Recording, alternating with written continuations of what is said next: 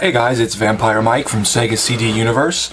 Shout out to my buddy Chris Kim on Facebook. I'm going to send him this video once I upload it. We were talking about Phantom of the Mall, Eric's Revenge last night. Phantom of the Mall, Eric's Revenge is a 1989, I guess you'd call it horror film, but it's not very scary. It's more cheesy than anything, and it's definitely a product of its time. It got released in 1989, so it was probably filmed in, let's say, 87 or 88, but it definitely has that 80s, even early 90s kind of feel to it. This is the Arrow release, which I believe is region-free. They did a beautiful, beautiful job with this packaging. I'm not really like a slipcover guy or even a special features guy, but this is like really nice. Cardboard case, which is, done very well. Really cool poster with the new art and the old art. I think I tore it a tiny bit when taking it out, but it has the, let's see if I can not tear it again while showing you. It has the old art and the new art, which I prefer, way more graphic and dynamic. Same as the cover of the DVD, Blu-ray. A booklet with a ton of information about the crew and backstories about the creating of the film and pictures. And then you have the Blu-ray in those thick Arrow cases, which I don't love because they take up more room than regular Blu-ray cases. So that's a quick rundown of the packaging, which is phenomenal. Them and Vinegar Syndrome just do a really bang-up job with packaging, if that's your thing. I watched this movie years ago on YouTube. Unbeknownst to me, there's many different cuts of this film. This Blu-ray is the special edition. I believe it's out of print now. I got it, I think my parents ordered it for me for my birthday a couple months ago, and it was 25 bucks was the lowest price. It's shot up to like 60. I'm assuming they're going to put out a single disc version or some kind of, non-boxed version eventually for 20 bucks or $25 or whatever. The movie is about this teenager named Eric, or I guess he's like a young man who, I don't remember if they talk about his age. He lives in this house that a developer wants, and I'm not giving away too much, and there's a fire in the house, and he dies in the fire. But he doesn't really die in the fire. The mall that they build over the plot of land where his house is,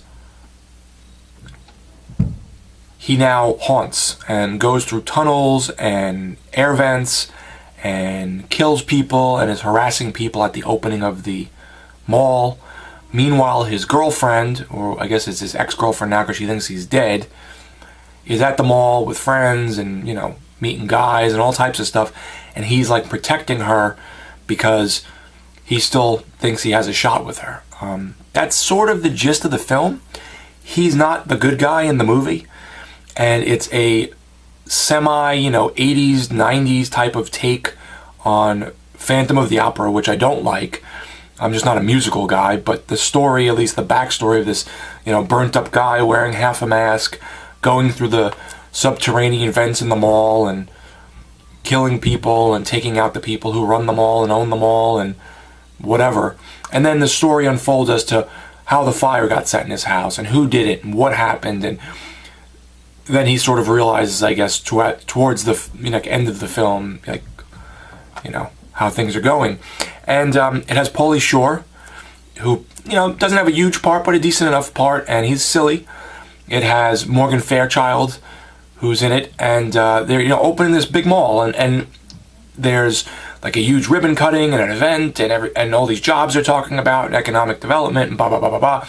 And it's a very big product of its time because malls are dying at this point in 2021, and it's very cool, like a little time capsule, to go back and see an old mall with a Sam Goody and a music store and a video game store or whatever. And you don't get that much anymore unless I'm assuming you're in like a rural area maybe that goes to a mall a lot. Over here, the malls really aren't doing very well. There's one that does well, the other ones aren't. So that's the gist of the story of Phantom of the Mall, Eric's Revenge. I always tease my friend Eric that this is him and that it's his movie. Let me read the back of it for you. For high school sweethearts Eric and Melody, love's young dream turns into a nightmare when Eric apparently dies in a fire which engulfs his family home. 1 year later, and Melody is trying to move on with her life and taking up a job at the Midwood Mall along with her friends. But the mall, which stands on the very site of Eric's former home, has an uninvited guest, a shadowy, scarred figure who haunts its air ducts and subterranean passageways, hell-bent on exacting vengeance on the mall's crooked developers. And that all ties in. Not a very big story. It's cheesy. It's not scary at all. There is some gore, people getting stabbed, eyes popping out, things of that nature. It's just cheesy, good fun. It's like a lighthearted, fun movie. Very 80s feeling, or early 90s even. I really enjoy it. Some people hated this and bought the special edition and then sold it off. It has 4 cuts of the movie on this disc, on these 2 discs. So, let me read what's on here for you, and then I'll tell you about the cuts. It comes with 2 discs, both Blu-rays. 3 versions of the feature: theatrical, TV, and a fan cut, spelled fan like phantom, P-H-A-N.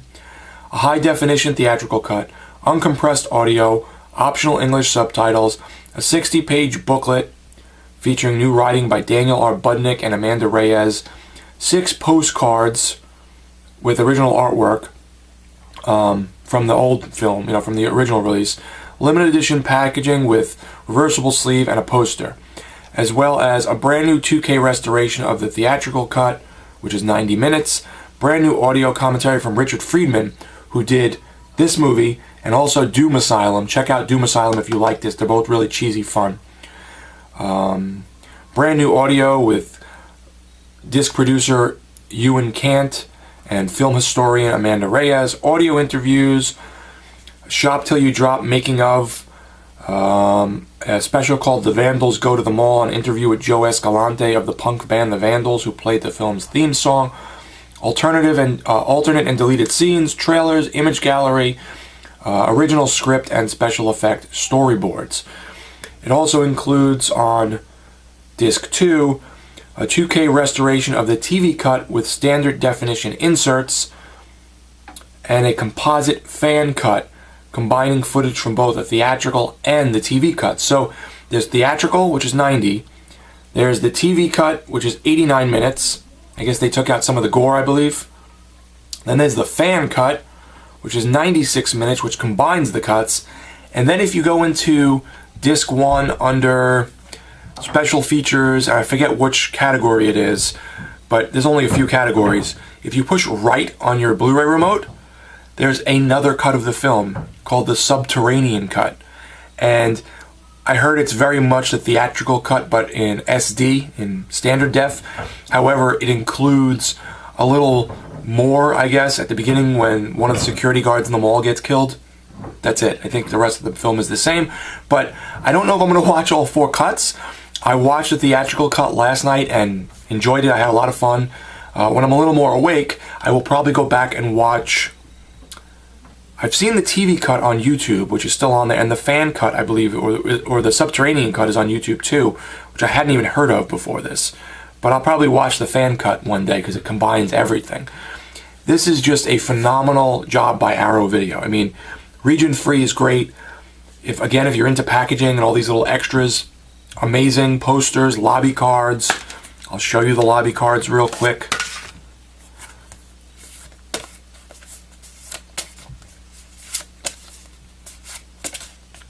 Just really, really nice work. And I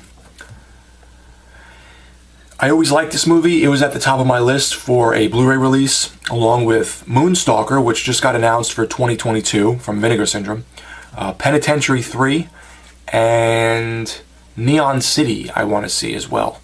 Those are like the top of my list for Blu-ray releases. Moonstalker got announced, which was great.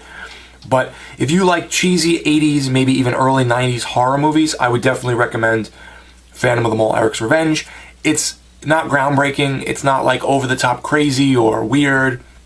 It's just a silly, fun movie that is cool to, go back into. I grew up on malls, When I was in my teenage years, we would go to malls all the time. And if you didn't even have money, you just wander the mall and look at stuff and go to stores and try free samples and buy new games and new movies and shirts, t-shirts, and they're just not what they used to be. But this really shows all that. A lot of cool stuff in the background, cool stores. So if you are in your, I guess, maybe late 20s, early 30s, or in my case, late 30s, you will probably get something from revisiting a mall like this in this film. Check out Phantom of the Mall, Eric's Revenge. I really enjoyed it. It's a fun, cheesy horror romp. Let me know, guys, if you've seen it, what you think. People seem to be torn. It's Vampire Mike from Sega CD Universe. Be good.